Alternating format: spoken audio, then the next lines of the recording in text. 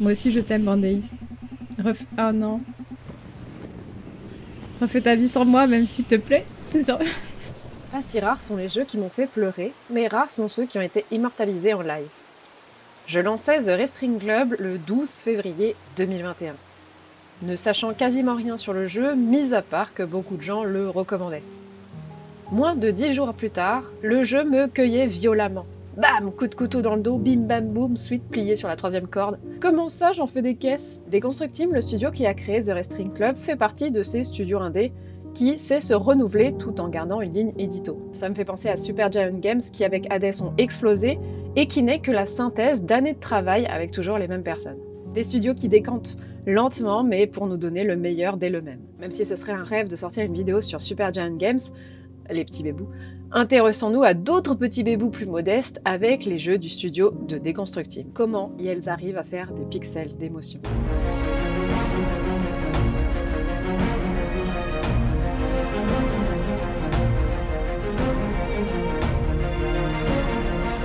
Un studio qui décante, et c'est pas rien de le dire. Deconstructim est composé de 3 personnes depuis des lustres. Jordi De Paco, qui a écrit et design les jeux, Marina Gonzalez, qui est la magicienne des pixels, et Paola dit Fingerspitz à la musique. Et si vous avez prêté attention à ma voix, même si je nasille parce que je suis malade, vous avez pu reconnaître des sonorités espagnoles, autant que je sais les prononcer, puisque le studio l'est. Et quand on voit cette team, force est de constater qu'elle est majoritairement féminine. Fait rare dans le milieu, donc à souligner. Si on remonte dans les archives du studio, on retrouve les premiers jeux de Jordi De Paco pour des game jams. Et on peut remonter aux environs de 2012. Et c'est un peu le chemin le plus classique pour les développeuses de jeux vidéo. On commence par tenter via une game jam, c'est un moment dédié à la création de jeux, souvent sur un week-end avec un thème précis. On peut donc avoir un travail la semaine et tenter des expériences de game design le week-end. I was making games on my own, she took pity on me because of how ugly the games were, because I'm no artist. I never thought that that was something that you could make. But they had no sound at all. So I sent him a DM and I was like, I would like to maybe collaborate with you, like maybe send you some music. Et parfois ces expériences donnent lieu à un vrai jeu, en étant le concept pour donner une expérience plus aboutie et plus complète. Le premier exemple pour le studio est Gods Will Be Watching, sorti en 2014.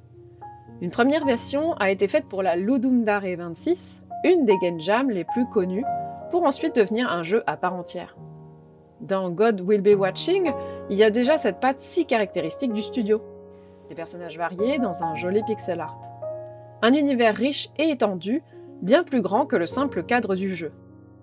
Je n'ai testé que la version Game Jam du jeu pour information. The Wrestling Club est lui aussi issu de Game Jam, pourrait-on dire. Des morceaux de gameplay ont été testés dans différentes Game Jam, puis tout a été réuni dans un même jeu avec une histoire pour rendre le tout cohérent. C'est ainsi que l'on peut faire des cocktails avec plus ou moins de dextérité, ou de la poterie en gardant un calme olympien. C'est vrai que lorsque j'ai découvert le jeu, je me suis demandé pourquoi on passait d'un mini-jeu à l'autre. C'est après que j'ai découvert que chaque morceau est en réalité un morceau de Game Jam. Comme Yale le disent sur leur site, Deconstructim est un studio d'expérimentation. Et on peut le voir avec tous les mini-jeux qu'elles ont sortis en participant à beaucoup de jams. On passe de platformer à des enquêtes dans le plus grand des calmes. On retrouve des morceaux d'un jeu dans un autre, comme une immense toile, une mythologie à l'échelle d'un studio. Les jeux se parlent et se répondent. Et on peut voir l'évolution du studio se dirigeant de plus en plus vers leur spécialité, à mon sens, l'histoire et l'écriture. Si les premiers jeux de Game Jam sont sympas, ils me laissent moins d'impression que ceux qui portent une histoire. Même si je suis biaisée, vous savez, j'aime les histoires plus que le gameplay. Alors c'est sympa de chier dans la rue avec Hey Lucky Lucky, mais ça ne vaut pas la tension qu'impliquent des relations solides.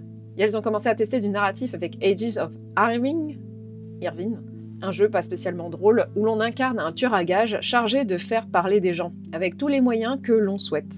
C'est un jeu violent, où il faut taper, négocier, voire mutiler, pour obtenir ce que l'on veut. Mais on commence à voir un univers plus grand derrière le jeu, des enjeux, une personnalité à notre protagoniste, aussi pourri soit-il. Car les jeux de Deconstructim ne sont pas tout blanc ou tout noir. Ce que j'aime dans leur écriture est cette grisaille. Il y a toujours du drame, mais aussi du rire. Le studio ne fait pas l'erreur de tomber dans le dramatique à tout prix. Et elles arrivent à raconter des choses pas cool, mais avec justesse. Dans Engo Lasters, on incarne une mère qui lutte pour sa survie, court après son rêve de prouver que les aliens existent, mais aussi tente de rattraper son fils qui s'enfuit.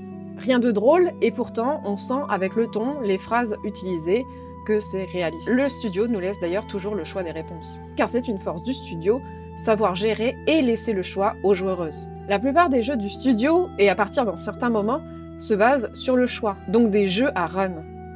Dès Go Lasters, il y a cette notion de choix. J'ai fait 2 runs. La première, j'ai rien fait à part sauver ma protagoniste. La seconde, j'ai tenté, même si ça n'a mené à pas grand-chose, de prouver que les aliens existent en bonus. Après, c'est un jeu de jam, donc la première run, c'est comprendre ce qui se passe et ce qu'on va devoir faire. Dans Atticus 7, j'ai aussi passé ma première run à capter ce qui se passait, pour ensuite tenter pendant 2 autres tentatives de trouver le meurtrier. Mais j'avais 36 autres jeux à tester, donc je me suis pas attardée plus que ça, même si j'avais envie de faire ça bien. Le premier jeu que j'ai testé avec cette possibilité de choix et donc de run, c'est The Wrestling Club, le fameux. Et je ne savais rien du jeu. J'ai fait ce jeu en stream et ça a été un moment exceptionnel, à la fois dû à ma dextérité sur les mini-jeux, mais aussi pour les émotions que j'ai ressenties pendant. Toutes les émotions. C'est un des souvenirs les plus forts de stream que j'ai eu, et le jeu fait partie de la légende maintenant de ma chaîne Twitch. Ah, c'est chaud! Oh, Neis. Oh, le bâtard! Bande de salauds!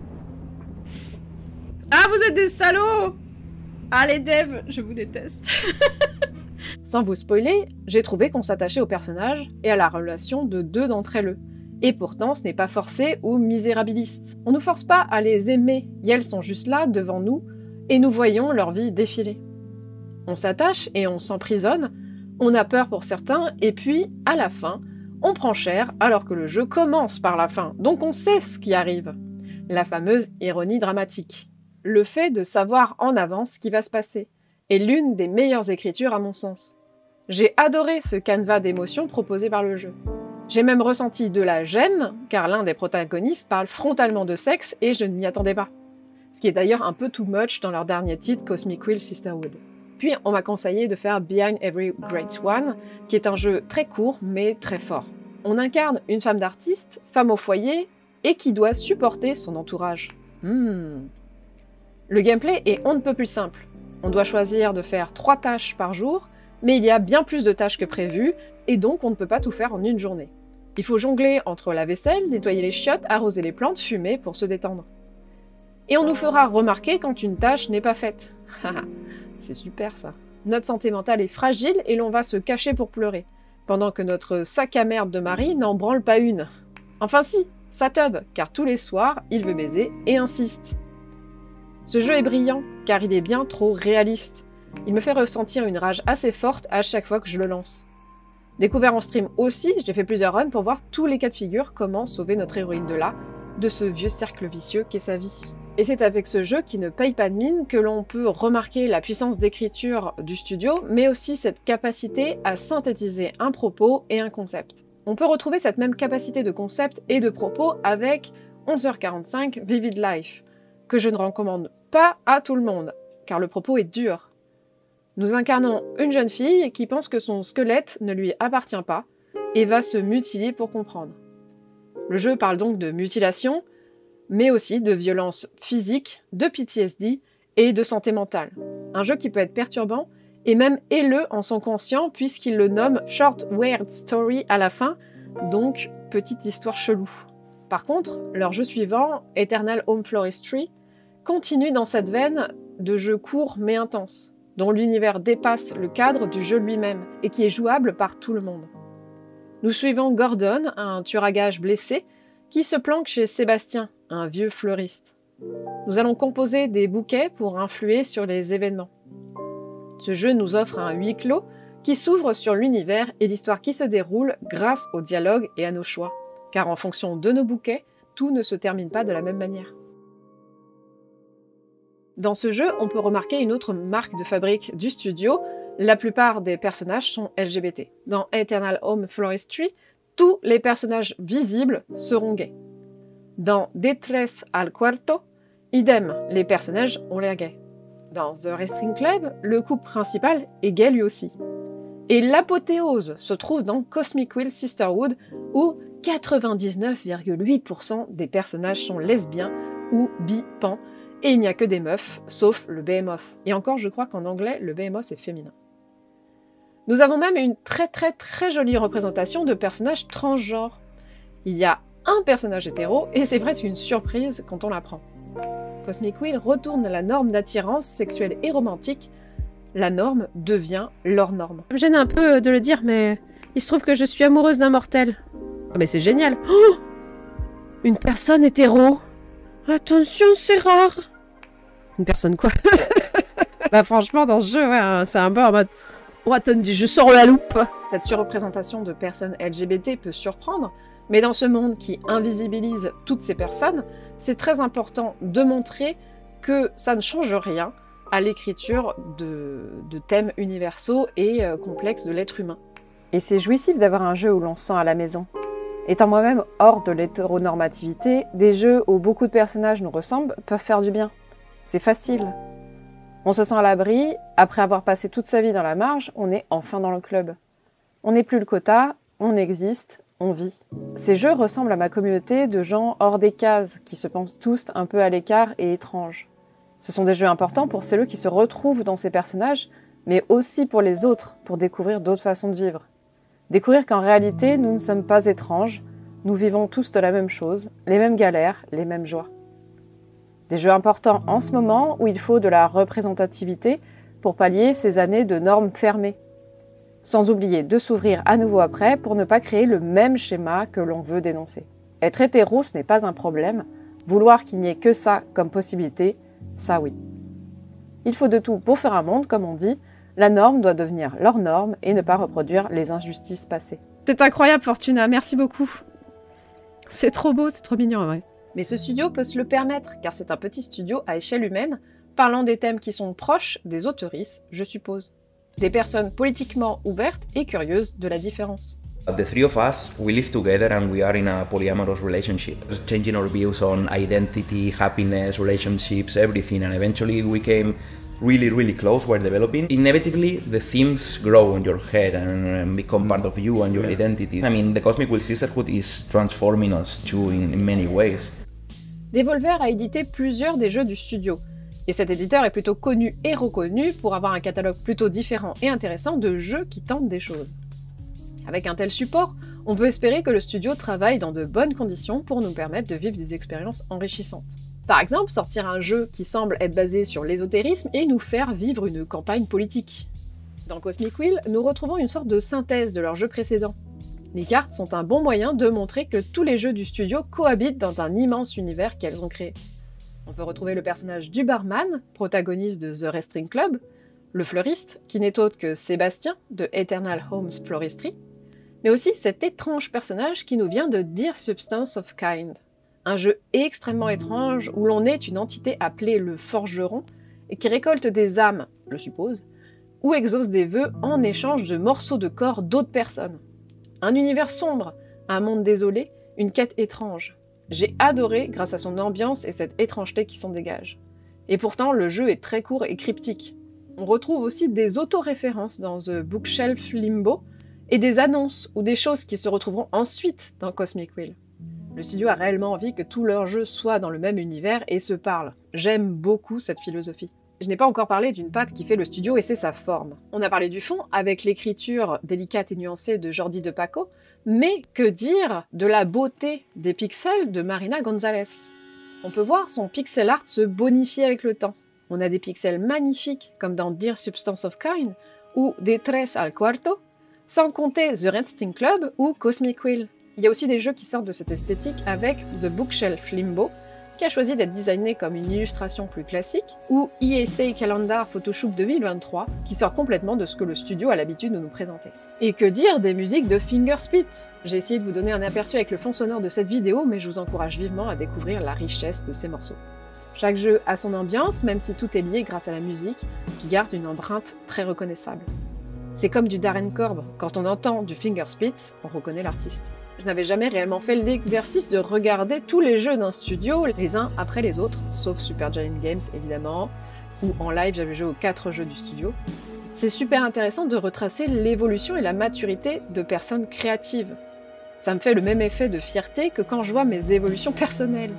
Voir le chemin parcouru, les choix faits, les talents qui se développent lentement mais sûrement. Un exercice d'humilité, car c'est le temps passé à peaufiner nos arts que l'on se révèle aux autres et à nous-mêmes. J'espère que cette plongée au cœur du travail de Deconstructing vous aura plu et intéressé. C'est vraiment une vidéo très différente de l'ordinaire pour moi. Déjà parce que j'ai beaucoup joué pour écrire cette vidéo, j'avais l'impression de rien faire, alors que si, je travaillais. Mais c'est difficile pour moi de me dire que j'étais en train de faire quelque chose de productif. Car oui, je fais partie de ces gens matrixés. En tout cas, je suis ravie d'avoir découvert cet univers. Et surtout, j'ai un amour qui a grandi pour ce studio qui est vraiment très original et intègre. Merci infiniment à toutes les personnes qui me donnent sur Ko-fi, ça me permet de peaufiner mon travail d'année en année, donc merci infiniment. Et sinon, je vous invite à découvrir cette vidéo sur Sea of Solitude, qui est un jeu sorti directement de l'expérience personnelle de l'autrice, ou celle sur l'inventivité de The Bookwalker, qui est sortie plus tôt cette année. Et sur ce, je vous dis à bientôt, portez-vous bien, tchuss! Dear substance of kin, forsake the mortal hex. Abandon flesh. Abandon sinew. Thou art now my magic.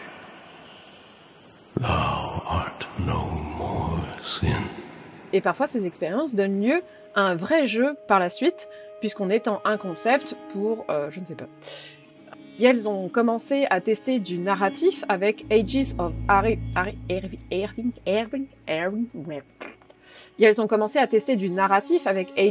Irving. Fuck it. Puis on m'a conseillé de faire Beyond Everyone vivement à aller découvrir ce que Finderspeed. Mais je vous encourage quand même vivement à découvrir la richesse de ce que